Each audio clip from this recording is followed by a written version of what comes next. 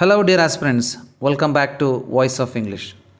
TET and డిఎస్సికి సీరియస్గా prepare అయ్యే వాళ్ళందరికీ ఖచ్చితంగా ఉపయోగపడే video. At the same time prepare అయ్యే వాళ్ళే కాకుండా జాబ్ వచ్చింది బట్ ఎక్స్పీరియన్స్ లేదు, పిల్లలకి ఎలా టీచర్ తెలీదు అనే వాళ్ళకు కూడా ఖచ్చితంగా మన వీడియో యూస్ఫుల్ అవుతుందండి. సో ఈరోజు టాపిక్ వచ్చేసి కైండ్స్ ఆఫ్ సెంటెన్సెస్. ఇది గ్రామర్ సిరీస్ వీడియో భాగంగా 4th వీడియో. 3 వీడియోస్ ఆల్రెడీ మన ఛానల్ ఉన్నాయి, మీరు చెక్ చేయగలరు డిస్క్రిప్షన్లో. సో ఈరోజు టాపిక్ వచ్చేసి కైండ్స్ ఆఫ్ సెంటెన్సెస్ గురించి ఇన్ డీటెయిల్గా సింపుల్ టు కాంప్లెక్స్ మొత్తం డిస్కస్ చేస్తామండి. సింపుల్గా చెప్తాను, స్ట్రైట్గా మీ మైండ్లో స్టోర్ అయిపోతుంది. Let's get started. So kinds of sentence అంటే సెంటెన్సెస్లోని రకాలు. సో ముందు మనకు సెంటెన్స్ అంటే ఏంటో తెలియాలి. So what is a sentence? మీ అందరు తెలుసు, a group of words that expresses a complete thought. అంటే మనకు ఒక కంప్లీట్ మీనింగ్ ఇచ్చే ఒక వాక్యం అండి. సో ఇందులో ఏముంటుంది? ఒక సబ్జెక్ట్ ఉంటుంది అండ్ అ ప్రెడికేట్ ఉంటుంది. సో క్యాపిటల్ లెటర్తో స్టార్ట్ అవుతుంది అండ్ పంక్చువేషన్ మార్క్తో ఎండ్ అవుతుంది. పంక్చువేషన్ మార్క్ అంటే ఏదో full stop, comma, exclamatory mark లేదా క్వశ్చన్ మార్క్ ఏదో ఒక దాంతో ఎండ్ అవుతుంది. ఓకే, ఎగ్జాంపుల్ చూసినట్లయితే ఐ ప్లే క్రికెట్ అంటే ఇందులో ఐ అనేది సబ్జెక్ట్, ప్లే క్రికెట్ అనేది ప్రెడికేట్. ఇప్పుడు ప్రెడికేట్ అంటే ఏంటి డౌట్ రావచ్చు. సో ప్రెడికేట్ అంటే ఏంటి అంటే ఒక వర్బ్తో ఉంటుంది, ఇది స్టార్ట్ అవుతుంది. అండ్ సబ్జెక్ట్ అంటే డూవర్ ఆఫ్ ద యాక్షన్. ఇంతకుముందు కూడా మనం చెప్పాం లెసన్లో. సబ్జెక్ట్ అంటే ఎవరైతే ఆ యాక్షన్ని పర్ఫామ్ చేస్తున్నారు. ప్లే అనే యాక్షన్ ఇక్కడ ఉంది కదా, ఈ ప్లే అనే యాక్షన్ ఎవరు పర్ఫామ్ చేస్తున్నారు? Subject I. సో వర్బ్తో పాటు ఆబ్జెక్ట్ రిమైనింగ్ పార్ట్ అంతా మనకు ప్రెడికేట్ అవుతుందండి. సో ఐ అనేది సబ్జెక్ట్, రిమైనింగ్ పార్ట్ అంతా ప్రెడికేట్ ఇక్కడ. సో మిగతా కొన్ని ఎగ్జాంపుల్ కూడా చూద్దాం, గమనించండి. ఇక్కడ ఇంకొంచెం డెప్త్కి వెళ్ళాలి. ఇప్పుడు ఇక్కడ సబ్జెక్ట్ ప్లేస్లో ఇంతకు ఏమి వస్తాయనేది పూర్తిగా చూద్దాం, టాప్ టు బాటమ్. ఇంకా ఇంతకంటే మించి సబ్జెక్టులు ఏమి ఉండదు. సో మనం కాంపిటేటివ్ ఎగ్జామ్ చదువుతున్నామంటే పైపైన చదువుకుంటూ వెళ్తే పైపైన మార్కులే వస్తాయండి. సీరియస్గా మనం ఒక టాపిక్ తీసుకున్నామంటే అందులో మొత్తం ఏమున్నాయో టాప్ టు బాటమ్ ఎక్సెప్షన్స్ అన్నీ ఒకేసారి చదివేది, దాని తర్వాత ప్రాక్టీస్ చేసి అప్పుడే నెక్స్ట్ టాపిక్ వెళ్ళాలి, మనం పూర్తి చదవాలి. ఎగ్జాంపుల్ చూడండి, ఇక్కడ noun as a subject. So noun అనేది సబ్జెక్ట్గా రావస్తాయి. నౌన్ అంటే తెలుసు మీకు, నేమ్ ఆఫ్ ప్లేస్ కావచ్చు, థింగ్ కావచ్చు, యానిమల్స్ కావచ్చు, ఐడియాస్ కావచ్చు. సో ఎగ్జాంపుల్ చూద్దాం. ఇక్కడ Ravi is a good singer. ఇందులో రవి అనేది సబ్జెక్ట్, రవి అనేది పేరు. తర్వాత ద డాగ్ బార్క్ లౌడ్లీ. ఇక్కడ కూడా డాగ్ అనేది సబ్జెక్ట్గా వాడబడింది, ఇది ఒక noun. Books are best friends. Books అనే సబ్జెక్ట్, ఇది ఒక నౌన్. సో ఈ విధంగా సబ్జెక్ట్గా మనకు నౌన్గా వాడబడినటువంటి సెంటెన్స్ ఇవి. నెక్స్ట్ చూద్దాం, సబ్జెక్టివ్ ప్రొనౌన్ కూడా వస్తుంది సబ్జెక్ట్ కిందకి. ఎలాంటివి అంటే ఫర్ ఎగ్జాంపుల్ ఇంటర్వ్యూలో డిస్కస్లో కూడా చేసాం మనం. I, we, you, they, he, she, it. Singulars and plurals అంది సబ్జెక్ట్ ప్రొనౌన్ కిందకి వస్తాయి. ఫర్ ఎగ్జాంపుల్ చూడండి, ఇక్కడ షీ ఈజ్ డాన్సింగ్ బ్యూటిఫుల్లీ. ఇక్కడ షీ అనేది subjective pronoun. They are watching a movie. They అనేది ప్రొనౌన్ ఇక్కడ. So I like to play football. So I అనేది ఇక్కడ సబ్జెక్ట్గా వాడబడినటువంటి సెంటెన్స్. సో ఈ విధంగా మనకు సబ్జెక్ట్ కింద ఏమి వస్తాయండి? ఒకటి subjective pronoun I, you, we, they, she, షీట్ కానీ, మరియు ఎనీ నేమ్స్ నౌన్ అనేవి కూడా వస్తాయి. నెక్స్ట్ చూద్దాం, పొసెసివ్ ప్రొనౌన్ కూడా సబ్జెక్ట్గా వాడుతారండి. ఎలాంటివి అంటే for example mine, yours, his, hers, ours, theirs. ఈ విధంగా ఫర్ ఎగ్జాంపుల్ చూడండి, ఇక్కడ mine is on the table, yours was the best performance, the is a beautiful house. ఈ విధంగా మనకు పొసెసివ్ ప్రొనౌన్ కూడా సబ్జెక్ట్గా వాడతారు. నెక్స్ట్ చూద్దాం.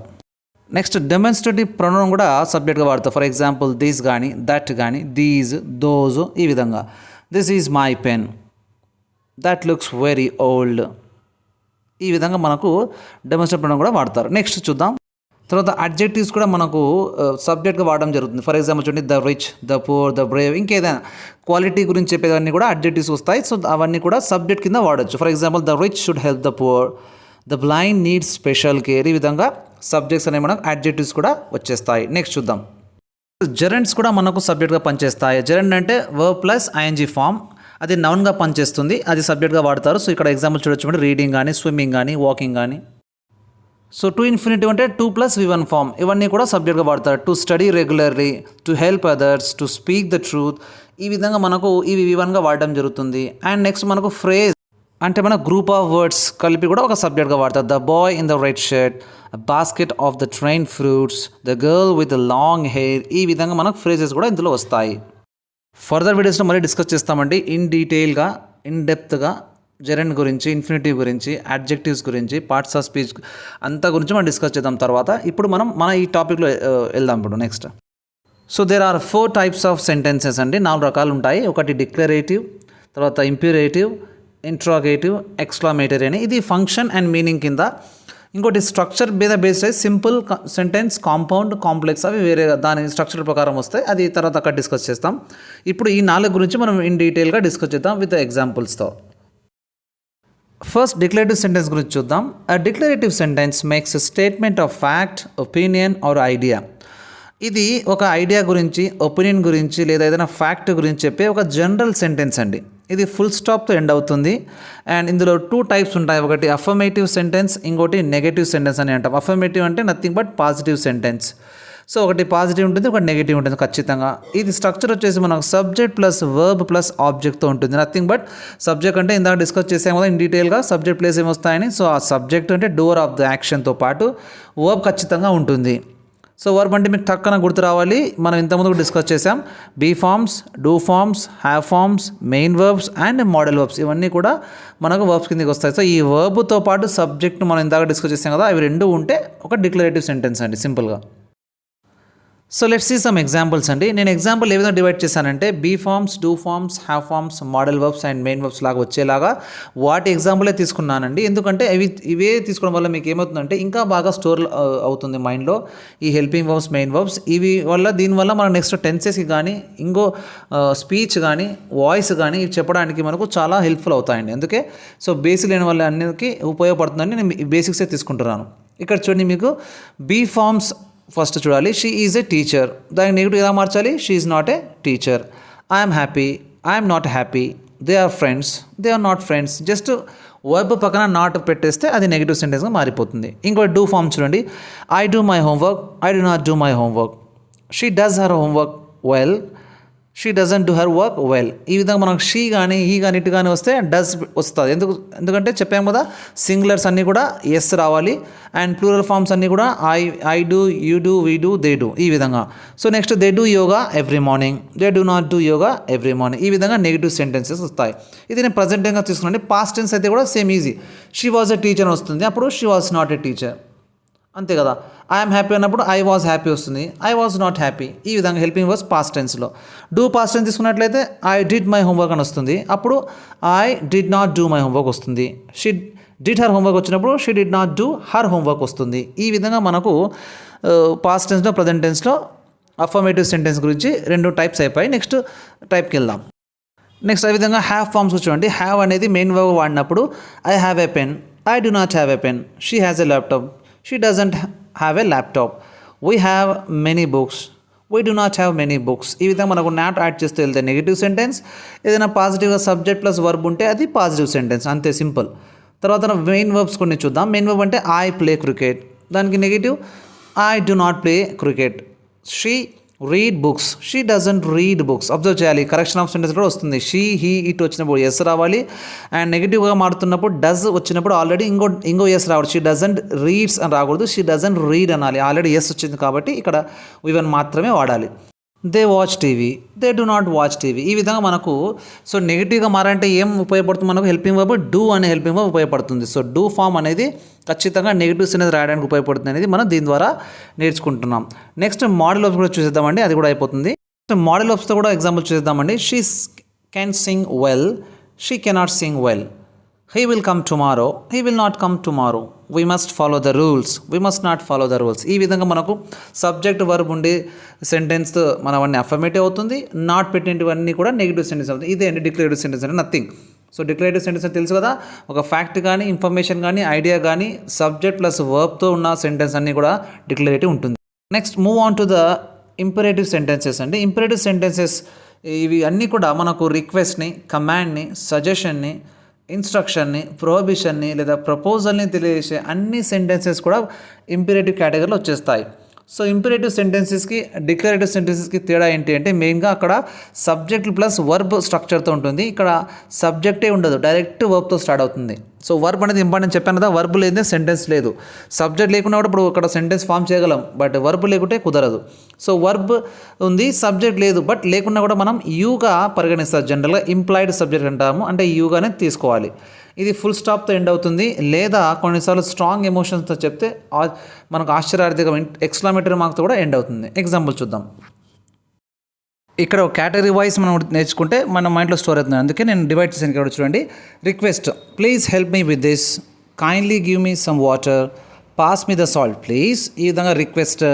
అండ్ కమాండ్స్ కూడా చూడండి, close the door, SIT down, stop walking, post the letter, shut the door, ఇవన్నీ కూడా మన కమాండ్స్ ఆర్ ఆర్డర్స్లో వస్తాయండి. సో మీరు అబ్జర్వ్ చేస్తే ఇక్కడ ఈ స్ట్రక్చర్ ఏంటి, వర్బ్తో స్టార్ట్ అయింది చూడండి. కమ్ అనేది వర్బ్, సిట్ అనేది వర్బ్, స్టాప్ అనేది వర్బ్, ఈ విధంగా వర్బ్తో స్టార్ట్ అయ్యి రిక్వెస్ట్ కానీ కమాండ్ కానీ తెలియజేస్తే అవి ఇంపరేటివ్. నెక్స్ట్ చూద్దాం. Suggestions like right your name on the top, wash your hands before eating, switch off your phone during the class. ఈ విధంగా ఇన్స్ట్రక్షన్స్, కొన్ని ప్రొహిబిషన్స్ ఆర్ నథింగ్ బట్ ఇవి నిషేధించబడమైనది అంటాం తెలుగులో, ఆ విధంగా. So do not touch that wire, never waste your time, don't make noise. ఈ విధంగా ప్రొహిబిషన్ని మరియు ఇన్స్ట్రక్షన్ని కూడా ఇవి ఇంపరేటివ్ తెలియజేస్తాయి. అబ్జర్వ్ చేయండి, ఇక్కడ కూడా మీరు వర్బ్తో స్టార్ట్ అయింది చూడండి. రైట్ కానీ, వాష్ కానీ, స్విచ్ కానీ, డూ కానీ, నెవర్ కానీ, ఇవన్నీ కూడా మనకు వర్బ్తో స్టార్ట్ అయినాయండి. కొన్ని ప్రపోజల్స్ కానీ సజెషన్స్ కానీ చూడండి, ఇక్కడ let us play a game, let us go for a walk, let us start the meeting. ఈ విధంగా సజెషన్స్ని, ప్రపోజల్స్ని కూడా మన ఇంపరేటివ్ సెంటెన్స్ తెలియజేస్తాయి. సో టోటల్ మొత్తం అండి, ఏదైనా సెంటెన్స్ మనకు వర్బ్తో స్టార్ట్ అయ్యి ఆ తర్వాత ఇన్స్ట్రక్షన్ని కానీ, ప్రపోజల్ని కానీ, రిక్వెస్ట్ని కానీ, కమాండ్ని కానీ, ఆర్డర్ని కానీ తెలియజేస్తే ఇంపరేటివ్ సెంటెన్సెస్. నార్మల్గా ఉండే సెంటెన్స్ అది హెల్పింగ్ వర్బ్ మరి సబ్జెక్ట్స్ వస్తే అది డిక్లరేటివ్. నెక్స్ట్ సెంటెన్స్ చూడండి, ఆప్టేటివ్ సెంటెన్సెస్. ఆప్టేటివ్ సెంటెన్సెస్ అంటే మనకు విష్ని కానీ, ప్రేయర్ని కానీ, డిజైర్ని కానీ, లేదా కర్స్ని కానీ తెలియజేసేటివన్నీ కూడా మనకు ఆప్టేటివ్ సెంటెన్స్ కిందకి వస్తాయి. ఫర్ ఎగ్జాంపుల్ చూడండి, ఇక్కడ మే యూ లివ్ లాంగ్, మనం బ్లెస్సింగ్ ఇస్తున్నాం ఇక్కడ. సో బ్లెస్ ఇవ్వడానికి మనం మే యూజ్ చేస్తున్నాం. సో మే కూడా హెల్పింగ్ వర్బే కాబట్టి వర్బ్తో స్టార్ట్ అవుతుంది కాబట్టి ఇది సెంటెన్స్లోనే వస్తుంది. బట్ ఇంకో ట్విన్ లాంటిది అనుకోవచ్చు, ఇంకో టైప్ అనమాట ఇంపరేటివ్లోనే. Next may God bless you, prayer ఇది. I wish you success, so ఇది విష్ ఆర్ డిజైర్. ఈ విధంగా మనకు మేతో కానీ, విష్తో కానీ స్టార్ట్ అయ్యి అది విష్ని కానీ, ప్రేయర్ని కానీ, డిజైర్ని కానీ, లేదా బ్లెస్సింగ్ని కానీ తెలియజేస్తాయి. ఇవన్నీ కూడా ఆప్టేటివ్ సెంటెన్సెస్ కిందకి వస్తాయి. క్లియర్ అండి. నెక్స్ట్ టైప్ వెళ్ళిపోదాం. నెక్స్ట్ టైప్ అండి interrogative sentences. So interrogative sentences ask a question, అంటే మనకు ఇన్ఫర్మేషన్ని పొందడానికి మన ప్రశ్నలు ఏవైతే అడుగుతామో అవన్నీ కూడా మనకు ఇంట్రాగేటివ్ సెంటెన్సెస్ కిందకి వస్తాయి. అందుకే ఇది ఎండ్స్ విత్ క్వశ్చన్ మార్క్, అంటే ఇది క్వశ్చన్ మార్క్తో ఎండ్ అవుతుంది. అండ్ ఇందులో రెండు రకాలు ఉంటాయి ప్రశ్నలు అనేవి. ఒకటి ఎస్ఆర్ నో టైప్, ఇంకోటి WH క్వశ్చన్. ఎస్ఆర్ నో అనేది సింపుల్ చెప్పాలంటే మనకు ఆన్సర్ ఎస్ కానీ నో కానీ ఇస్తాం అది. లేదంటే ఇంకా సింపుల్ చెప్పాలంటే be forms, do forms, have ఫార్మ్తో స్టార్ట్ అయినటువంటి అన్ని ప్రశ్నలు కూడా ఎస్ఆర్ నో కిందకి వస్తాయి. అండ్ WH పదాలతో మొదలైనటువంటి ప్రశ్న అన్నీ కూడా మనకు WH క్వశ్చన్స్ కిందకి వస్తాయి. ఎందుకంటే పేరులోనే ఉంది. WH పదాలు ఏమున్నాయి మనకు, వాట్ కానీ, వేర్ కానీ, వెన్ కానీ, వై కానీ, హూమ్ కానీ, హూజ్ కానీ, హౌ కానీ, ఇవన్నీ కూడా మనకు ఇంట్రాగేటివ్ సెంటెన్సెస్ చేయడానికి వాడే పదాలు. సో ఎగ్జాంపుల్ ఇప్పుడు చూద్దాం. ఎగ్జాంపుల్ చూసినట్లయితే మనకు ఈజ్ షీ ఎ డాక్టర్, ఆమె లేట్, ఆర్ దే ఫ్రెండ్స్. ఈ విధంగా మనకు ముందు బీ ఫార్మ్స్తో ఉండేటువంటి, బీ ఫార్మ్ అంటేనే మీకు మళ్ళీ రావాలి am, is, was, are, were, being, been, be. ఈ విధంగా వీటితో ప్రశ్నలు మొదలై అన్నీ కూడా మనకు ఎస్ఆర్ నో క్వశ్చన్స్ వస్తాయి. దాంతోపాటు డూ ఫార్మ్స్ కూడా, డూ ఫార్మ్స్ అంటే డూ కానీ, డస్ కానీ, డిడ్ కానీ. చూడండి ఇక్కడ do you play cricket, does she work here, did they go to school.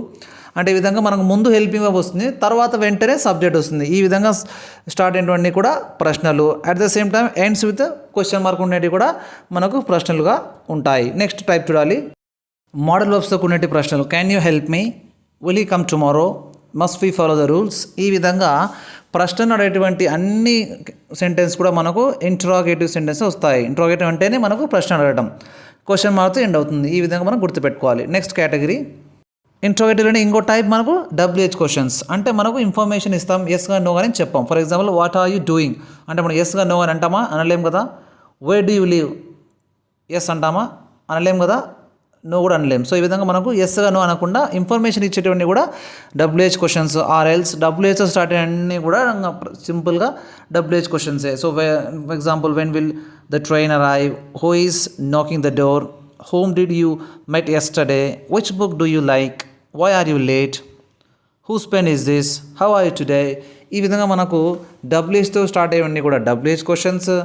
Be form, do form, have form modals start అయ్యి కూడా మనకు ఎస్ ఆర్ నో క్వశ్చన్స్. ఇది క్లియర్. సో ఇంట్రాగేటివ్ కూడా ఇక్కడతో పూర్తవుతుంది. ఇప్పుడు నెక్స్ట్ లాస్ట్ టైప్ మనకు an exclamatory sentence. సో exclamatory sentence expresses a strong feeling or emotion such as joy, sorrow, anger, surprise, admiration. So ఇది మన సడన్ మరియు స్ట్రాంగ్ ఫీలింగ్స్ని, అంటే అది కోపం కావచ్చు, బాధ కావచ్చు, ఆశ్చర్యం కావచ్చు లేదా అడ్మిరేషన్ కావచ్చు. ఈ విధంగా మనకు ఎక్స్క్లమేటరీ మార్క్తో ఎండ్ అయ్యేటివి అన్నీ కూడా ఎక్స్క్లమేటరీ సెంటెన్స్ అంటారు. సో అందుకే ఇది ఎక్స్క్లమేటరీతో ఎండ్ అవుతుంది. అండ్ యూజువల్ మనకు వాట్ కానీ హౌతో కానీ స్టార్ట్ అవుతుంది, లేదా కొన్ని ఇంటర్జెక్షన్స్ వస్తాయండి. ఫర్ ఎగ్జాంపుల్ లైక్ ఓ కానీ వావ్ కానీ అలాస్ కానీ హుర్రే కానీ ఇవి కొన్ని మనకు బై హార్ట్ చేయాల్సి వస్తుంది. ఈ వర్డ్స్ వస్తే ఎక్స్క్లమేటరీ మార్క్ ఉంటే అది ఎక్స్క్లమేటరీ సెంటెన్స్. స్ట్రక్చర్ కూడా మీరు చూడవచ్చు ఇక్కడ. అండ్ ఇప్పుడు కొన్ని ఎగ్జాంపుల్ చూద్దాం. ఎగ్జాంపుల్ చూడండి ఇక్కడ. What a beautiful day it is, ఇది admiration. How sweet the music sounds, ఇది అప్రిసియేషన్, పొగుడుతున్నాం. లేదా అలాస్ హీఈస్ డెడ్, ఈ సారో బాధని. Hurray we have won the match అంటే జాయ్ని హ్యాపీనెస్ని. Oh no I miss the train, సర్ప్రైజ్ని లేదా రీగ్రెట్ని. సో ఈ విధంగా మనకు సడన్ ఫీలింగ్స్ని లేదా స్ట్రాంగ్ ఇమోషన్స్ని కానీ చెప్పినట్లయిన ప్రతి సెంటెన్స్ కూడా మనకు ఎక్స్క్లమేటరీ సెంటెన్స్ అని అంటాం. That's all for today's video. Thank you so much for watching. Next వీడియోలో మళ్ళీ కలుస్తాండి క్వశ్చన్ ట్యాగ్ అనే కాన్సెప్ట్తో. ఆ తర్వాత మళ్ళీ మన టెన్స్, తర్వాత వాయిస్, తర్వాత స్పీచ్, తర్వాత మిగతా అన్ని కాన్సెప్ట్ కూడా కవర్ చేయడం జరుగుతుంది మన ఛానల్లో. సో దయచేసి గమనించగలరు అండ్ ఫాలో కాగలరు. Once again thank you so much. And ఎవరికైనా డౌట్స్ ఏమైనా రైస్ చేయాలనుకున్న వాళ్ళు లేదా టెస్ట్ రాయాలనుకున్న వాళ్ళు ఫ్రీగా లేదా జూమ్ క్లాసెస్ కావాలన్న వాళ్ళు మన వాట్సాప్ గ్రూప్లో జాయిన్ కాగలరు. లింక్స్ డిస్క్రిప్షన్లో ఉంది. Thank you so much. Signing off from voice of English.